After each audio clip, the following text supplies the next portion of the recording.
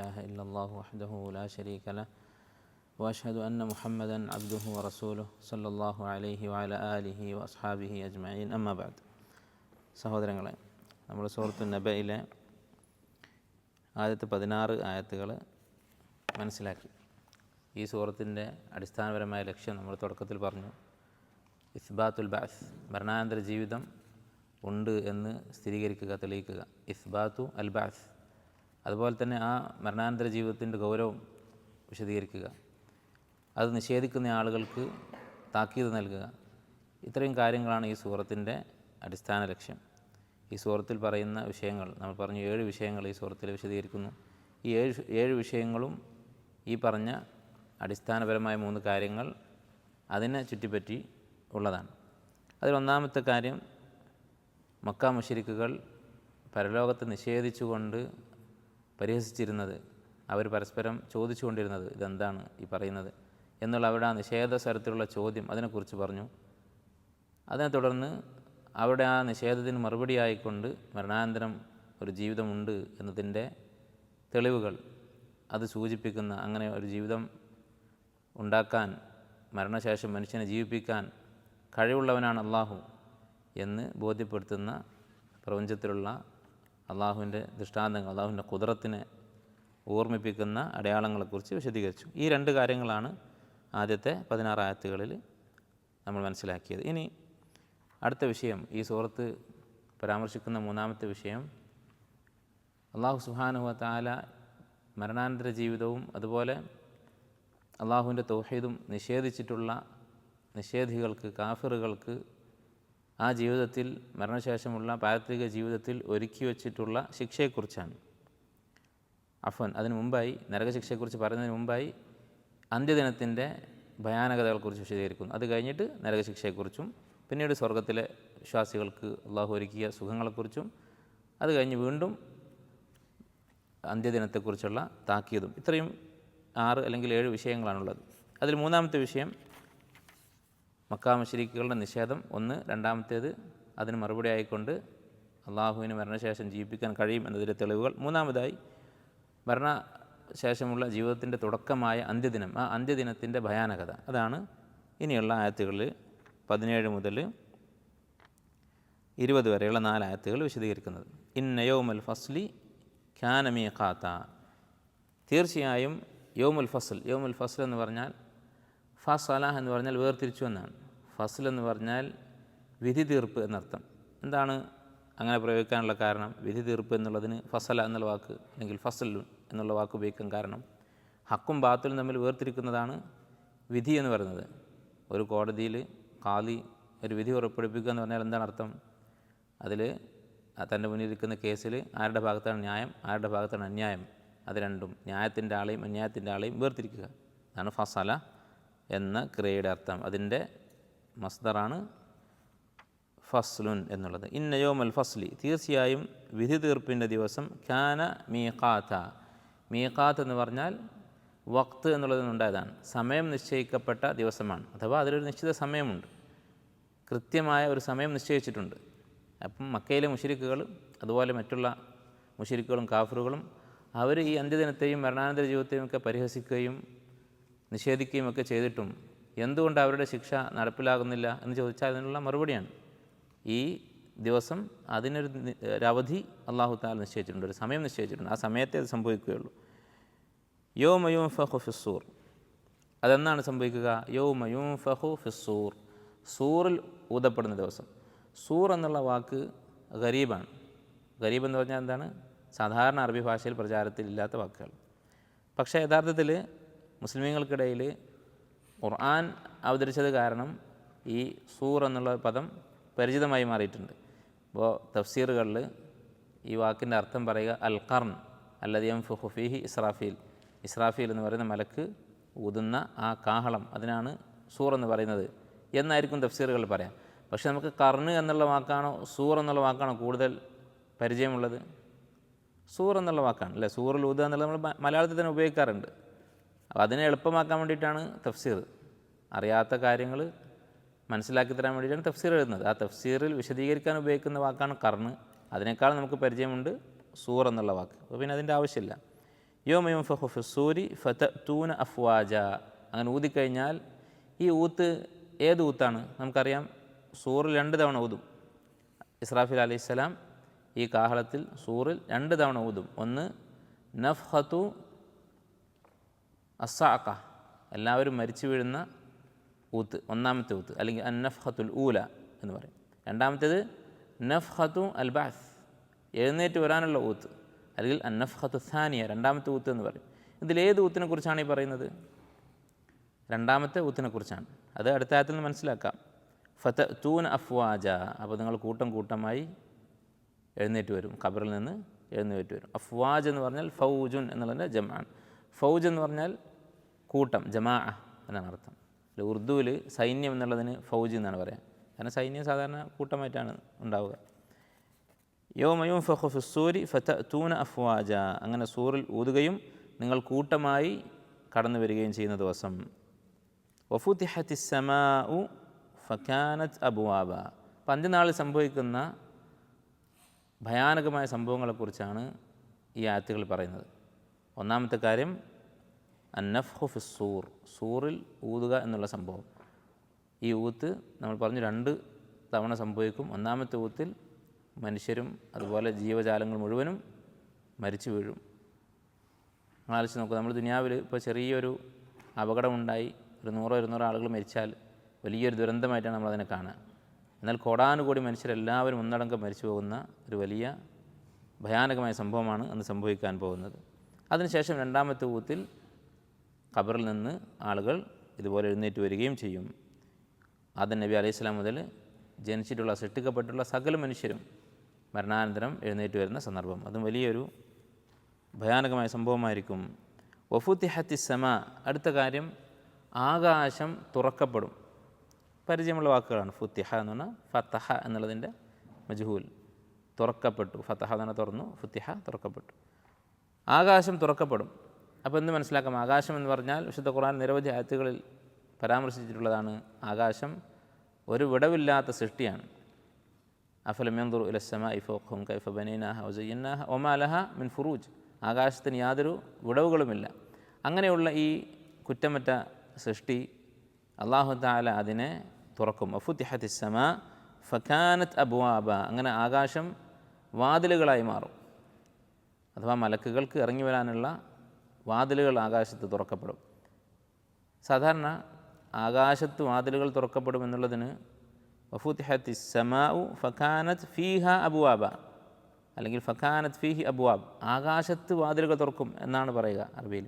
പക്ഷേ ഇവിടെ എന്തുകൊണ്ട് ഫകാനത് അബ്വാബ, ആകാശം തന്നെ വാതിലുകളായി മാറും എന്ന് പ്രയോഗിച്ചു?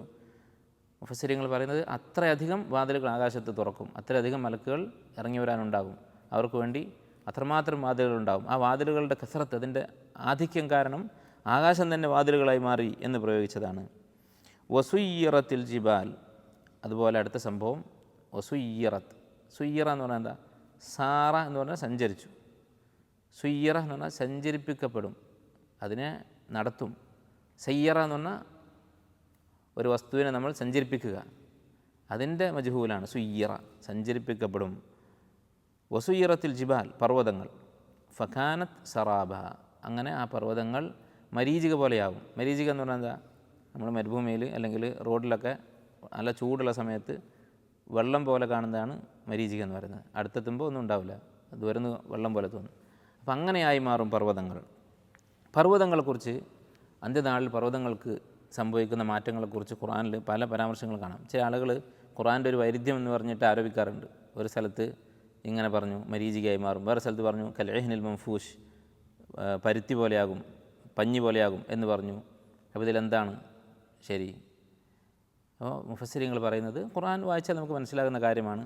പർവ്വതങ്ങളെക്കുറിച്ച് ഖുർആനിൽ അന്ത്യനാളിൽ പർവ്വതങ്ങൾക്ക് സംഭവിക്കുന്ന മാറ്റങ്ങളെക്കുറിച്ച്, അതിൻ്റെ അവസ്ഥകളെക്കുറിച്ച് 5 പ്രയോഗങ്ങൾ നടത്തിയതായി കാണാൻ സാധിക്കും. ഈ 5 കാര്യങ്ങളും ഒന്നിന് ശേഷം അടുത്തതായി സംഭവിക്കുന്നതാണ്.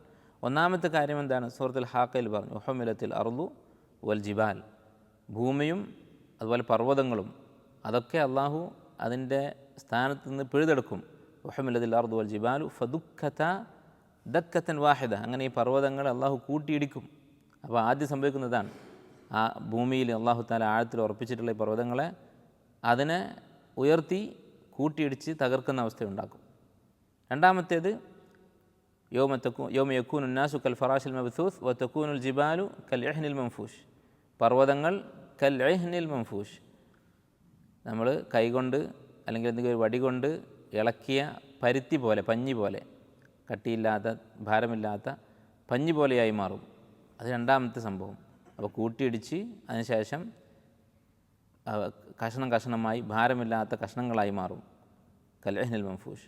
മൂന്നാമത്തേത് സൂറത്തുൽ വാഖിഅയിൽ അല്ലാഹു പറഞ്ഞു, മൂന്നാമത്തെ ഘട്ടം, ഇദാ റുജ്ജത്തിൽ അർദു റജ്ജ, ഭൂമി ഉറപ്പിക്കപ്പെടുമ്പോൾ, വബുസ്സത്തിൽ ജിബാലു ബസ്സ, അതുപോലെ പർവ്വതങ്ങൾ ഇളക്കിക്കഴിഞ്ഞാൽ, പർവ്വതങ്ങൾ പൊടിച്ചു കളഞ്ഞാൽ, വബുസ്സത്തിൽ ജിബാലു ബസ്സ ഫക്കാനത്ത്, അങ്ങനെ പൊടിച്ചു കഴിഞ്ഞാൽ ഈ പർവ്വതം എന്തായി മാറും? ഫക്കാനത്ത് ഹബാഅൻ മുംബസ്സ, അത് പറത്തി കളഞ്ഞിട്ടുള്ള, ഊതി പറത്തിയിട്ടുള്ള പൊടി പോലെയാകും, പറന്ന് നടക്കുന്ന പൊടി പോലെയാകും. അപ്പോൾ ഭാരമില്ലാത്ത ചെറിയ കഷ്ണങ്ങളായി. അത് കഴിഞ്ഞ് മൂന്നാമത് പൊടിയായി മാറി. ഫക്കാനത്ത് ഹബാഅൻ മുംബസ്സ. നാലാമത്തെ അവസ്ഥയാണ് അല്ലാഹു സുബ്ഹാനഹു വ തആല ഈ പൊടിയെ സഞ്ചരിപ്പിക്കും. അത് മേഘം പോലെ സഞ്ചരിച്ചുകൊണ്ടിരിക്കും. ഈ പൊടി അന്തരീക്ഷത്തിൽ പറന്നുകൊണ്ടിരിക്കും. വതറൽ ജിബാല തഹ്സബുഹ ജാമിദ, പർവ്വതങ്ങൾ വലിയ ഉറപ്പുള്ള സൃഷ്ടിയായി നിനക്ക് തോന്നുന്നു. വഹിയ തമുറു മർറ സഹാബ്, അത് മേഘം പോലെ സഞ്ചരിക്കാനുള്ളതാണ്. ഇപ്പോൾ അത് ഭയങ്കര ഉറപ്പുള്ളതായി നിനക്ക് തോന്നും. പക്ഷേ ഒരു സന്ദർഭത്തിൽ ഫഹിയ തമുറു മർറ സഹാബ്, അത് മേഘങ്ങൾ പോലെ സഞ്ചരിക്കും. ഈ ആയത്ത് സൂറത്ത് നംലിൽ അതിൻ്റെ മുമ്പും ശേഷവും പറഞ്ഞ ആയത്തുകളൊക്കെ നോക്കിയാൽ മനസ്സിലാവും ഖിയാമത്തിനെ കുറിച്ചാണ് ആയത്തുകളൊക്കെ പറയുന്നത്. അപ്പോൾ ഖിയാമത്തിൽ സംഭവിക്കാനിരിക്കുന്ന സംഭവത്തെക്കുറിച്ചാണ് ഈ ആയത്തിൽ പരാമർശിച്ചിട്ടുള്ളത്. അഞ്ചാമത്തെ ഘട്ടമാണ് ഇവിടെ പറഞ്ഞിട്ടുള്ളത്. വസുയ്യിറത്തിൽ ജിബാലു ഫക്കാനത്ത് സറാബ, അത് ഒന്നുമല്ലാത്തതായി, കാണാനില്ലാത്ത അവസ്ഥ, പൊടി ആയി മാറി. അതും കഴിഞ്ഞ് ശുദ്ധശൂന്യതയായി മാറും ഈ പർവ്വതങ്ങൾ. അതാണ് ഈ ആയത്തിൽ പറഞ്ഞിരിക്കുന്നത്. വസുയ്യിറത്തിൽ ജിബാലു ഫക്കാനത്ത് സറാബ. അപ്പോൾ ഈ 4 ആയത്തുകളിൽ ഖിയാമത്ത് നാളിൽ സംഭവിക്കാൻ പോകുന്ന ഭയാനകമായ സംഭവങ്ങളെക്കുറിച്ചാണ് അല്ലാഹു തആല പറഞ്ഞത്, ആ ദിവസത്തിൻ്റെ ഗൗരവവും വലിപ്പവും ബോധ്യപ്പെടുത്താൻ വേണ്ടി. അത് കഴിഞ്ഞ് ഈ സൂറത്തിലെ 4ാമത്തെ വിഷയം എന്താണത്? 4ാമത്തെ വിഷയം നരകത്തിൽ അല്ലാഹു ഒരുക്കിയിട്ടുള്ള ശിക്ഷ, നിഷേധികൾക്ക് ഒരുക്കി വെച്ചിട്ടുള്ള നരകശിക്ഷയെക്കുറിച്ചുള്ള താക്കീതാണ്. എന്താണ് ഈ സൂറത്തിൻ്റെ ലക്ഷ്യവുമായി ഈ പറയുന്ന കാര്യങ്ങൾക്കുള്ള ബന്ധം? വളരെ വ്യക്തമാണ്. ഈ നരകത്തെയും സ്വർഗ്ഗത്തെയും നിഷേധിക്കുന്നവരാണ് സംസാരിക്കുന്നത്. അപ്പോൾ നിങ്ങളുടെ നിഷേധത്തിൻ്റെ ഫലം ഈ വിവരിക്കപ്പെടാൻ പോകുന്ന നരകമായിരിക്കും എന്നർത്ഥം. ഇന്ന ജഹന്നമ, തീർച്ചയായും ജഹന്നം എന്ന് പറയുന്നത്, ജഹന്നം എന്നുള്ളത് നമുക്ക് വളരെ പരിചിതമായ വാക്കാണ്. സാധാരണ അറബിയിൽ അത്ര പരിചയമുള്ള വാക്കല്ല, ഒരു ഗരീബാണ് യഥാർത്ഥത്തിൽ ജഹന്നം. പക്ഷേ വിശുദ്ധ ഖുർആൻ കാരണം മുസ്ലിമുകൾക്കിടയിൽ വളരെ പരിചയമുള്ള വാക്കാണ്. ഇന്ന ജഹന്നമ, തീർച്ചയായും ജഹന്നം എന്നുള്ളത്, നരകം എന്നുള്ളത്, കാനത്ത് മിർസാദ, അത് ഒളിച്ചിരിക്കുന്ന ഒരു സ്ഥലമാകുന്നു. എന്താണ് ഒളിച്ചിരിക്കുന്ന സ്ഥലം എന്ന് പറഞ്ഞാൽ? നമ്മൾ ഒരു മൃഗത്തെ പിടിക്കാൻ വേണ്ടി, വേട്ടയാടാൻ വേണ്ടിയിട്ട് ഒരു സ്ഥലത്ത് ഒളിച്ചിരിക്കുന്ന ആ സ്ഥലത്തിനൊക്കെയാണ് മിർസാദ് എന്ന് പറയുക. ഒരാൾ മറ്റൊരാളെ അപകടത്തിൽപ്പെടുത്താൻ വേണ്ടി പതുങ്ങിയിരിക്കുന്ന സ്ഥലം. നരകത്തെക്കുറിച്ച് ഇങ്ങനെ പറയാൻ കാരണം എന്താണ്? നിഷേധികളായ ആളുകൾക്ക് വേണ്ടി നരകം കാത്തിരിക്കുകയാണ്. അവരെ ആരെയും രക്ഷപ്പെടാൻ അനുവദിക്കാത്ത വിധത്തിൽ എല്ലാവരെയും പിടികൂടാൻ വേണ്ടി ഒരുങ്ങി ഇരിക്കുകയാണ് നരകം. ഇതിൽ നിന്ന് എന്ത് മനസ്സിലാക്കാം? നരകം എന്നുള്ളത് ഇപ്പോൾ തന്നെ സൃഷ്ടിക്കപ്പെട്ടിട്ടുണ്ട് എന്ന് മനസ്സിലാക്കാം. ഇതാണ് അഹ്ലുസുന്നത്തി വൽ ജമാഅത്തിൻ്റെ അഖീദ. പല നിഷേധികളായ കക്ഷികളും നിഷേധിക്കുന്നുണ്ട്. അവർ പലരും വിശ്വസിക്കുന്നത് അല്ലാഹു തആല ഭാവിയിൽ സൃഷ്ടിക്കാൻ പോകുന്നതാണ് നരകം. അങ്ങനെയല്ല, നരകം സൃഷ്ടിക്കപ്പെട്ടിട്ടുണ്ട്. ഖുർആനിൽ നിരവധി സ്ഥലങ്ങളിൽ ഉഇദ്ദത്ത് ലിൽ കാഫിരീൻ, അതുപോലെ പല ആയത്തുകളിലും നരകം സൃഷ്ടിക്കപ്പെട്ട് കഴിഞ്ഞതാണ് എന്ന് മനസ്സിലാക്കാൻ സാധിക്കും. അതുപോലെ ഹദീസിൽ വളരെ വ്യക്തമായി നബി സ്വല്ലല്ലാഹു അലൈഹി വസല്ലം പറഞ്ഞിട്ടുള്ളത്, ഇമാം നസായിക്ക് ഉദ്ധരിക്കുന്ന ഹദീസിൽ അല്ലാഹു നരകത്തെ സൃഷ്ടിച്ചു, എന്നിട്ട് മലക്കുകൾക്ക് മുന്നിൽ അത് പ്രദർശിപ്പിച്ചു. ജിബ്രീൽ അലൈഹിസ്സലാം നരകം പോയി കണ്ടു, തിരിച്ചു വന്നിട്ട് അള്ളാഹുവിനോട് നരകത്തെക്കുറിച്ച് സംസാരിച്ചു. ഇതൊക്കെ ഹദീസുകളിൽ സഹിഹായി സ്ഥിരപ്പെട്ടിട്ടുള്ള കാര്യമാണ്. അപ്പോൾ നരകം സൃഷ്ടിക്കപ്പെട്ടതാണ് എന്നതെന്ന് മനസ്സിലാക്കാം. ഇന്ന ജഹന്നമ കാനത്ത് മിർസാദ. റസദ എന്ന് പറഞ്ഞാൽ നിരീക്ഷിച്ചു, ഒരാളുടെ പ്രവർത്തനങ്ങൾ നിരീക്ഷിക്കുന്നതിന് അതിനാണ് റസ്ദ് അല്ലെങ്കിൽ റസദ എന്നൊക്കെ പറയുന്നത്. ഇപ്പോൾ നമ്മൾ ഉപയോഗിക്കുന്ന സെക്യൂരിറ്റി ക്യാമറക്ക് കാമിറാത്തുൽ മിർസാദ് അല്ല കാമിറാത്തു റസ്ദ്, നിരീക്ഷണത്തിൽ ഉപയോഗിക്കുന്ന നിരീക്ഷണ ക്യാമറകൾ എന്ന് ഉപയോഗിക്കാറുണ്ട്. ഇന്ന ജഹന്നമ കാനത്ത് മിർസാദ ലിത്വാഗീന മആബ. അപ്പോൾ നരകത്തിൻ്റെ ഈ അവസ്ഥ, അഥവാ നരകത്തിൽ എത്താനുള്ള ഒരാളെയും വിടാത്ത വിധത്തിൽ കാത്തിരിക്കുകയാണ് എന്നുള്ളത്, അത് ഖുർആൻ നിരവധി സ്ഥലത്ത് പറഞ്ഞിട്ടുള്ളതാണ്. അതിൻ്റെ ഒരു പൂർണ്ണതയാണ് എന്ത്? എല്ലാ മനുഷ്യരെയും അള്ളാഹു നരകത്തിലൂടെ കടത്തിവിടും. അല്ല, സിറാത്തിൻ്റെ മുകളിലൂടെയാണ് സ്വർഗത്തിലേക്ക് ആളുകൾ പോകുന്നത്. അതാണ് ഉദ്ദേശിക്കുന്നത്. എല്ലാ മനുഷ്യരെയും നരകത്തിൻ്റെ മുകളിലൂടെയാണ് അള്ളാഹു സഞ്ചരിപ്പിക്കുന്നത്. അതിൽ ഒരു വിഭാഗം സ്വർഗത്തിൽ പ്രവേശിക്കും, ബാക്കിയുള്ളവർ നരകത്തിൽ വീഴും. അപ്പോൾ മുഅ്മിനീങ്ങളായ ആളുകൾ പോലും നരകത്തിൻ്റെ ഈ ടെസ്റ്റ് കഴിഞ്ഞിട്ടാണ് സ്വർഗത്തിൽ പ്രവേശിക്കുന്നത്. വഇൻ മിൻകും ഇല്ലാ വാരിദുഹ, നിങ്ങളിൽ നരകത്തിൽ പ്രവേശിക്കാത്തതായി ആരുമില്ല എന്നാണ്. അല്ല, ഈ ആയത്ത് തെറ്റിദ്ധരിച്ചിട്ട് ചില ആളുകൾ, ഇസ്ലാമിൻ്റെ ശത്രുക്കളൊക്കെ പരിഹസിക്കുന്നത് കാണാം. അമ്പിയാക്കളും നരകത്തിൽ പ്രവേശിക്കും എന്നാണ് ഖുർആനിൽ പറയുന്നത്. അവിടെ ഉദ്ദേശിക്കുന്നത് സിറാത്തിനെ കുറിച്ചാണ്. സിറാത്ത് നരകത്തിൻ്റെ മുകളിലാണ്. അപ്പോൾ നരകം എന്ന് പറയുന്ന ഈ പ്രദേശം കഴിഞ്ഞിട്ടാണ് സ്വർഗമുള്ളത്. അതിൻ്റെ ഹഖീഖത്ത്, യാഥാർത്ഥ്യം അതെങ്ങനെയായിരിക്കും എന്ന് നമുക്കറിയില്ല. പക്ഷേ നരകത്തിന് മുകളിലാണ് സിറാത്തുള്ളത്. ആ സിറാത്ത് കടന്നിട്ടാണ് സ്വർഗമുള്ളത്. അതിൽ യാതൊരു സംശയവുമില്ല. വഇൻ മിൻകും ഇല്ലാ വാരിദുഹ, ആ അർത്ഥത്തിൽ അങ്ങനെ നരകം എന്ന് പറയുന്ന ഈ ഒരു പ്രദേശം കടന്നു പോകുക എന്നുള്ള അർത്ഥത്തിൽ എല്ലാവരും നരകത്തിൽ കടക്കാനുള്ളതാണ്. വഇൻ മിൻകും ഇല്ലാ വാരിദുഹ കാന അല റബ്ബിക ഹത്മൻ മഖ്ദിയ്യ, ഇത് റബ്ബ് ഉറച്ച തീരുമാനമെടുത്തിട്ടുള്ളതാണ്. സുമ്മ നുനജ്ജിൽ ലദീന തഖൗ, പിന്നീട് എന്ത് ചെയ്യും? മുത്തഖീങ്ങളെ നാം അതിൽ നിന്ന് രക്ഷിക്കും. വനദറു ദ്വാലിമീന ഫീഹ ജിസിയ്യ, അക്രമികളെ ആ നരകത്തിൽ തന്നെ അവശേഷിപ്പിക്കും. ഇതിനെക്കുറിച്ച് ഹദീസിൽ നബി സ്വല്ലല്ലാഹു അലൈഹി വസല്ലം വിശദീകരിച്ചു. ഇമാം ബുഖാരി, മുസ്ലിം ഉദ്ധരിച്ച ഹദീസിൽ അബൂ ഹുറൈറ റളിയല്ലാഹു അൻഹും അതുപോലെ അബൂ സഈദ് അൽ ഖുദരി റളിയല്ലാഹു അൻഹു ഒക്കെ ഉദ്ധരിക്കുന്ന രണ്ടുപേരിൽ നിന്നും ബുഖാരി മുസ്ലിം ഉദ്ധരിച്ചിട്ടുള്ള ഹദീസിൽ കാണാം, നരകം അല്ലാഹു സുബ്ഹാനഹു വ തആല നരകത്തിന് മുകളിൽ സിറാത്ത് സ്ഥാപിക്കുന്നതിനെക്കുറിച്ച്. യുൻസബു സിറാത്തു ബൈന ദഹ്റാനി ജഹന്നം, നരകത്തിൻ്റെ മുകളിലൂടെ അള്ളാഹു സിറാത്ത് സ്ഥാപിക്കും. അങ്ങനെ ആ സിറാത്ത് സ്ഥാപിച്ചാൽ പിന്നീട് എന്താണ് സംഭവിക്കുക? സിറാത്തിലൂടെ നടന്നു പോകുന്ന ആളുകൾ വലാ യതകല്ലമു യൗമ ഇദിൻ ഇല്ലാ നബി, നബിമാർ മാത്രമാണ് സംസാരിക്കുക, മറ്റുള്ളവരാരും സംസാരിക്കുകയില്ല പേടി കൊണ്ട്. വദഅവൽ അംബിയാ യൗമ ഇദിൻ, അംബിയാക്കൾ എന്താണ് സംസാരിക്കുക? അല്ലാഹുമ്മ സല്ലിം സല്ലിം, അള്ളാഹുവെ രക്ഷിക്കണേ എന്ന് മാത്രമായിരിക്കും അംബിയാക്കൾ എന്ന് പറയുക. എന്നിട്ട് നബി സല്ലല്ലാഹു അലൈഹി വസല്ലം പറയുന്നു, ഈ സിറാത്തിലൂടെ നടന്നു പോകുമ്പോൾ വഫി ജഹന്നമ ഖലാലീബ്, നരകത്തിൽ ചില കൊളുത്തുകളുണ്ട്. ഖലാലീബ് എന്ന് പറഞ്ഞാൽ ഇറച്ചിക്കടയിൽ ഇറച്ചി തൂക്കിയിടുന്ന കൊളുത്തിനാണ് ഖലാലീബ് എന്ന് പറയുക. അങ്ങനെയുള്ള കൊളുത്തുകൾ നരകത്തിലുണ്ട് ഈ സിറാത്തിലേക്ക് നീളുന്ന രൂപത്തിൽ. തഖ്തിഫുന്നാസ ബി അമാലിഹിം, ഈ കൊളുത്തുകൾ ആളുകളെ അവരുടെ അമലിനനുസരിച്ച് കൊളുത്തി വലിക്കും. ഫമിൻഹും മൻ യൂബഖു ബി അമലിഹി, അങ്ങനെ ചില ആളുകൾ അവർ ചെയ്ത അമൽ കാരണം നശിച്ചു പോകും, നരകത്തിലേക്ക് വീഴും. വമിൻഹും മൻ യുഹർദലു സുമ്മ യൻജു, ചില ആളുകൾ അന്ന് വീണതിന് ശേഷം രക്ഷപ്പെടും, വീഴാറായതിനു ശേഷം രക്ഷപ്പെടും എന്നൊക്കെ ഹദീസിൽ കാണാം. അപ്പോൾ നരകം അതിന് അർഹരായ നരകത്തിൽ പ്രവേശിക്കാൻ അള്ളാഹു വിധിച്ച ഓരോരുത്തരെയും പിടികൂടുക തന്നെ ചെയ്യും. ലിത്വാഗീന മആബ, നരകത്തെക്കുറിച്ച് പറയുകയാണ്. ആ നരകം എന്താണ്? ലിത്വാഗീന, ത്വഗ എന്ന് പറഞ്ഞാൽ പരിധി വിട്ടു. ലിത്വാഗീൻ, അക്രമികളായ പരിധി വിട്ട ആളുകൾക്ക് മആബ, മആബ് എന്ന് പറഞ്ഞാൽ മടങ്ങിച്ചെല്ലാനുള്ള സ്ഥലം, സങ്കേതം എന്ന് മലയാളത്തിൽ അർത്ഥം പറയാം. അക്രമികൾക്ക്, അതിരുവിട്ട ആളുകൾക്ക് സങ്കേതമായിക്കൊണ്ടാണ് നരകമുള്ളത്. അവർ അങ്ങനെയുള്ള ആളുകൾ, അക്രമികളായ ആളുകൾ, അള്ളാഹുവിൻ്റെ നിയമങ്ങൾ ലംഘിച്ച, അള്ളാഹുവിനെ ധിക്കരിച്ച് ജീവിച്ച ആളുകൾ, ലാബിസീന ഫീഹ അഹ്കാബ, അവരാ നരകത്തിൽ ലബസ എൽബസു എന്ന് പറഞ്ഞാൽ വസിച്ചു, കഴിഞ്ഞുകൂടി എന്നൊക്കെ അർത്ഥം. ലബസ എൽബസു അതിൻ്റെ ഇസ്മുൽ ഫായിലാണ്. ലാബിസ്, കഴിഞ്ഞുകൂടുന്നവൻ, അവരതിൽ കഴിഞ്ഞുകൂടുന്നവരായിരിക്കും. അഹ്കാബ, എന്താണ് അഹ്കാബ് എന്ന് പറഞ്ഞാൽ? ഹെക്ബ എന്ന് പറഞ്ഞാൽ ദീർഘകാലം എന്നാണ് അർത്ഥം. ഹെക്ബത്ത് എന്ന് പറഞ്ഞാൽ നമ്മൾ മലയാളത്തിൽ സാധാരണ വ്യാഴവട്ടം എന്നൊക്കെ പറയുന്ന പോലെ വളരെ ദീർഘമായ ഒരു കാലയളവിനാണ് ഹെക്ബത്ത് എന്ന് പറയുന്നത്. അപ്പോൾ അഹ്കാബ് എന്ന് പറഞ്ഞാൽ ധാരാളക്കണക്കിന്, അതിൻ്റെ ജമ്മാണ്, ഹെക്ബത്തിൻ്റെ ജമ്മാണ് അഹ്കാബ്. അപ്പോൾ ധാരാളം കാലം അവരതിൽ കഴിഞ്ഞുകൂടും. എങ്ങനെയായിരിക്കും അവരുടെ അവസ്ഥ ഈ നരകത്തിൽ കഴിയുമ്പോൾ? ലാ യദൂഖൂന ഫീഹ, അവരതിൽ അനുഭവിക്കുകയില്ല ബർദൻ വലാ ഷറാബ, തണുപ്പോ പാനീയമോ, തണുപ്പുള്ള എന്തെങ്കിലും ഒരു വസ്തു അവിടെ ഉണ്ടാവുകയില്ല. വലാ ഷറാബ, കുടിക്കാൻ ഒരു പാനീയമോ അവർക്കുണ്ടാവുകയില്ല. ബർദ് എന്നുള്ള വാക്കിൻ്റെ അർത്ഥം മുഫസ്സിരിങ്ങൾ രണ്ട് അർത്ഥങ്ങൾ പറഞ്ഞിട്ടുണ്ട്. ചില മുഫസ്സിരിങ്ങൾ സാധാരണ അറിയപ്പെട്ട അർത്ഥം തണുപ്പ്, മറ്റു ചിലർ ഉറക്കം എന്നർത്ഥം പറഞ്ഞിട്ടുണ്ട്. കാരണം എന്താ? തണുപ്പ് എന്ന് പറയുമ്പോൾ തന്നെ അത് പാനീയത്തിൽപ്പെട്ടു. അങ്ങനെ പാനീയമാണ് സാധാരണ തണുപ്പിന് വേണ്ടി കുടിക്കുന്നത്. ബർദ് എന്നുള്ളതിന് അറബി ഭാഷയിൽ ഉറക്കം എന്നുള്ള അർത്ഥമുണ്ട്. അറബിയിൽ പറയും സാധാരണ മന അൽ ബർദു അൽ ബർദ, തണുപ്പ് ഉറക്കം കളഞ്ഞു എന്നുള്ള അർത്ഥത്തിൽ. അപ്പോൾ ശരീരം തണുക്കാനുള്ളൊരു മാർഗ്ഗമാണ്, വിശ്രമിക്കാനുള്ള മാർഗ്ഗമാണ് ഉറക്കം എന്ന് പറയുന്നത്. അപ്പോൾ ഈ രണ്ട് അർത്ഥങ്ങളും ഈ ആയത്തിന് പറയപ്പെട്ടിട്ടുണ്ട്.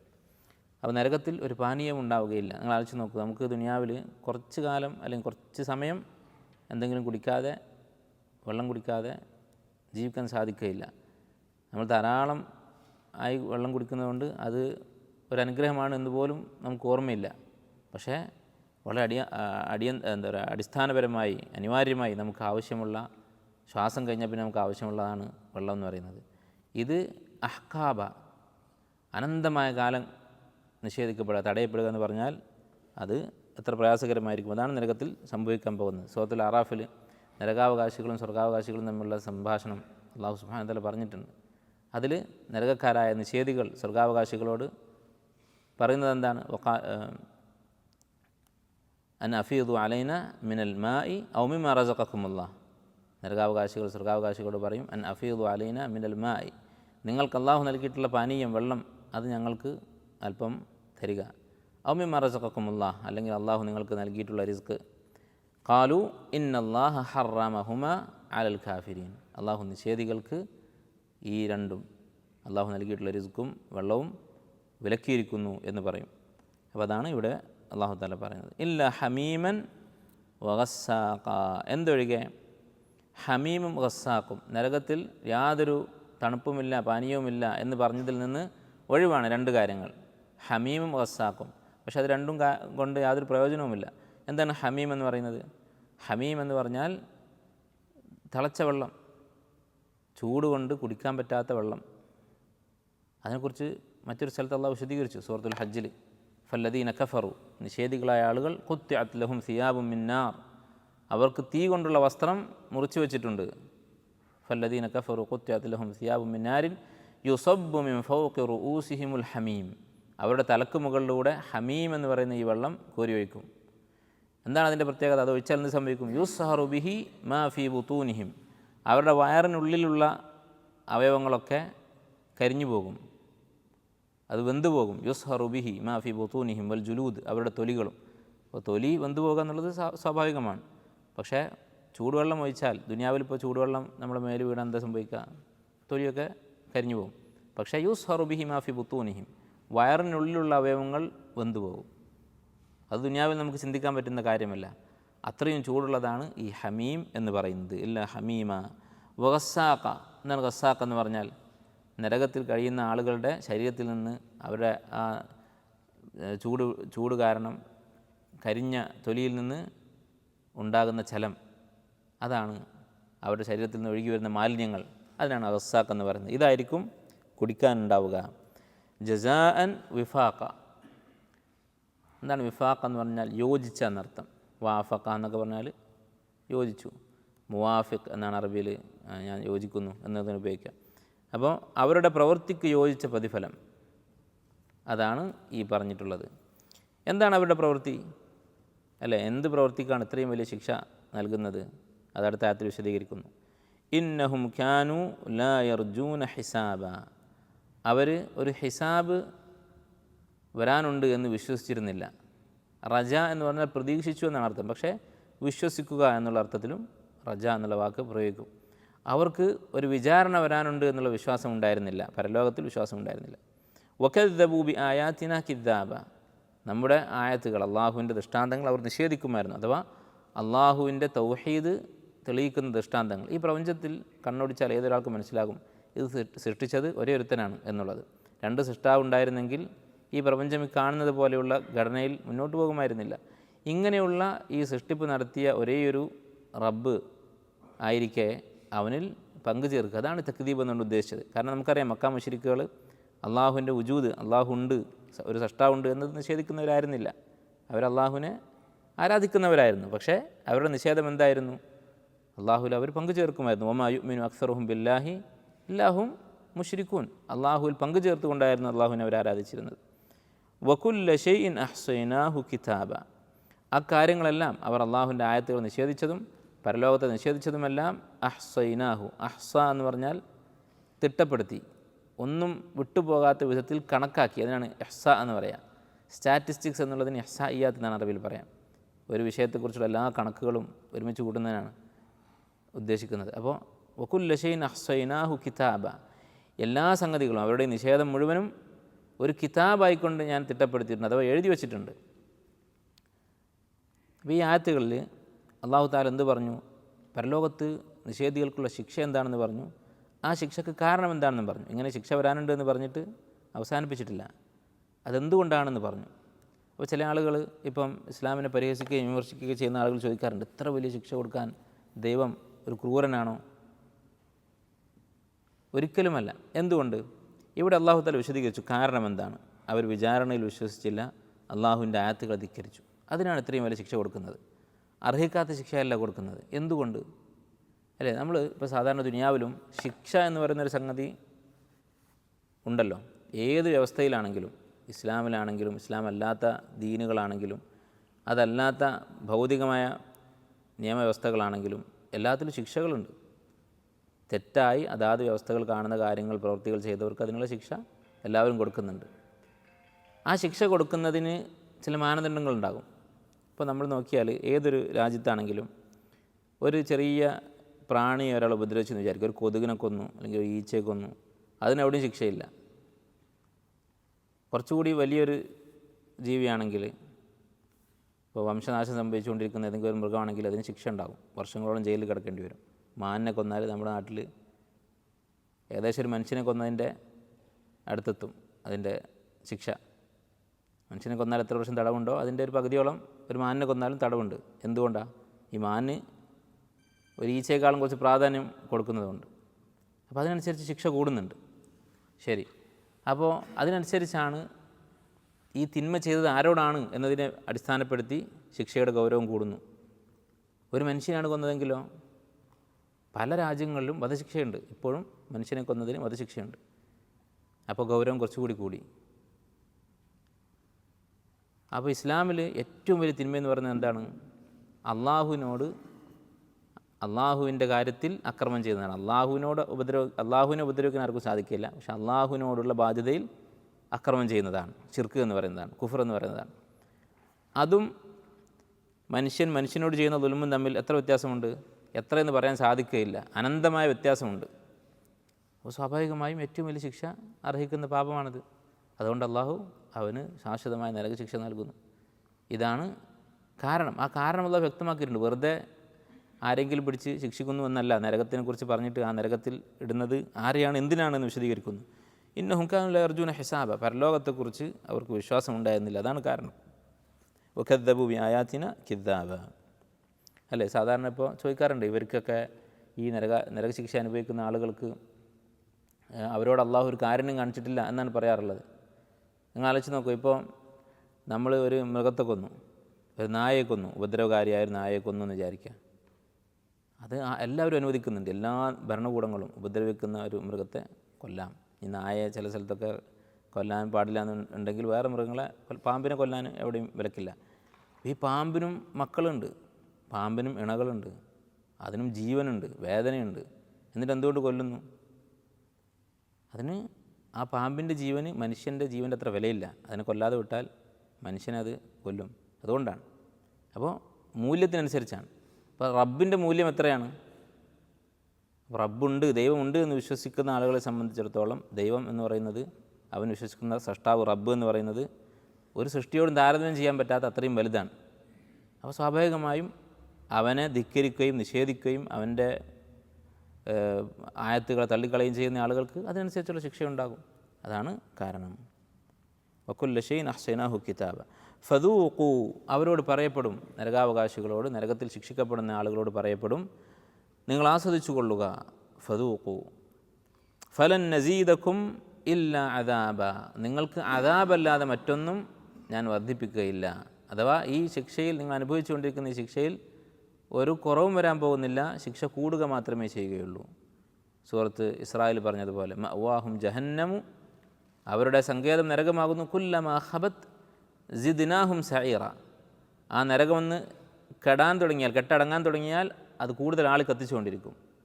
അതുപോലെ തന്നെ സൂറത്ത് നിസായിൽ പറഞ്ഞതുപോലെ ഇന്നല്ലദീന കഫറു ബിആയാതിന, നമ്മുടെ ആയത്തുകൾ നിഷേധിച്ച ആളുകൾ, സൗഫ നുസ്ലീഹിം നാറ, അവരെ നരകത്തിലിട്ട് കരിക്കും. കുല്ലമാ നضجت ജുലൂദുഹും ബദ്ദൽനാഹും ജുലൂദൻ ഗൈറഹ, അവരുടെ തൊലികൾ കരിഞ്ഞു പോകുന്നതിനനുസരിച്ച് പുതിയ തൊലി കൊടുത്തുകൊണ്ടിരിക്കും.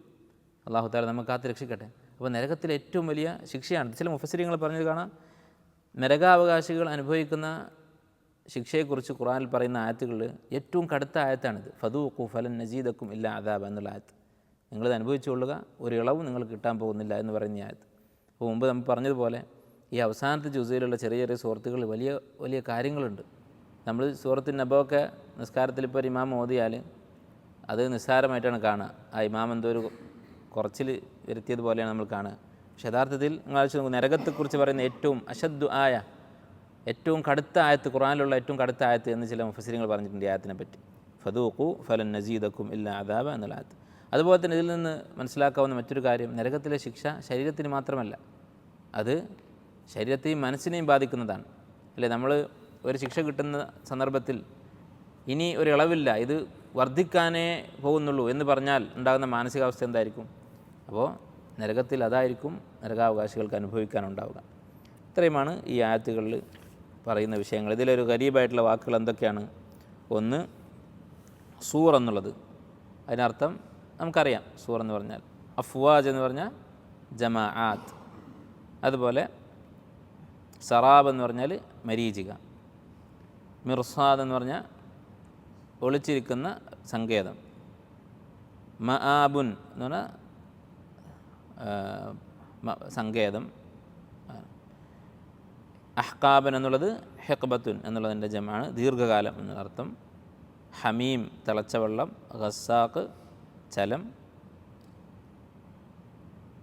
അഹ്സ എന്ന് പറഞ്ഞാൽ തിട്ടപ്പെടുത്തി, ഒരുമിച്ച് കൂട്ടി എന്നൊക്കെ. ഇത്രയും വാക്കുകളാണ് സാധാരണഗതിയിൽ ഉപയോഗിക്കാത്ത കുറച്ച് അപരിചിതമായിട്ടുള്ള പദങ്ങൾ ഈ ആയത്തുകളിലുള്ളത്. അപ്പോൾ ഇത്രയുമാണ് ഈ ആയത്തിൻ്റെ അർത്ഥം. ഇൻഷാ അല്ലാഹ് അടുത്ത ദിവസം നമുക്ക് സൂറത്ത് പൂർത്തിയാക്കാം ബിഇദ്നില്ലാഹ്. സുബ്ഹാനക്കല്ലാഹു